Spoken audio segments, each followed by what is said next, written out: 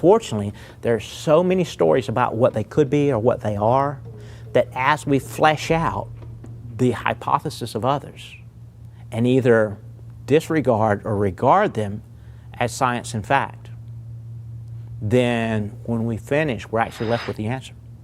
We're actually left with a complete and simple answer. And what we do is address the construction type and style of these tubes and chambers. Many people say that they're actually for air, ventilation.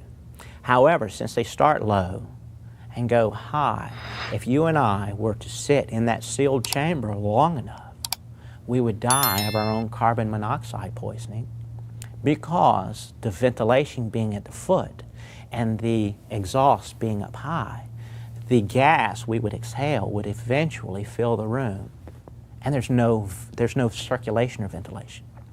What we find when we explore these tubes is that at each corner they turn, because they're slabs of rock that go through a structure, and these tubes are actually positioned corner on corner, turn for turn, and there's an obstruction. There's an absolute with purpose construction process for each corner on corner.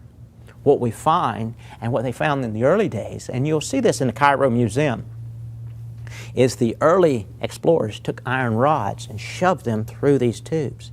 And what they did, as they knocked loose the plaster and various sealing mechanisms that were in there, small balls of granite fell out. And they found the balls. There's balls, round balls, throughout the structure that actually give us a clue as to what they are. It's like a bowling alley.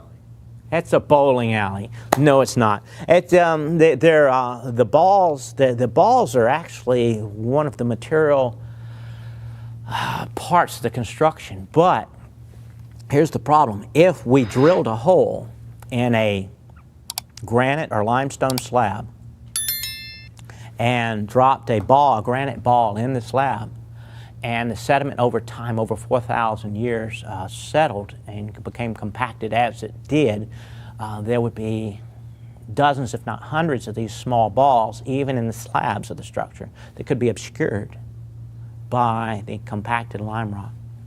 But what we do is, in the celestial tubes, as you referred to them, we find that at each juncture, they come together corner on corner. And there's a purpose for this we explain in the book. And there's actually a ball set at each juncture. And we explain precisely what they're there for and why. What we do is we actually pull the structure apart as if it was actually built. We do a mechanical analysis of what is there structurally. And there's a number of things: size of the structure, the size of the components, and the handling of the structure and the components that we've been misguided on for a period of time.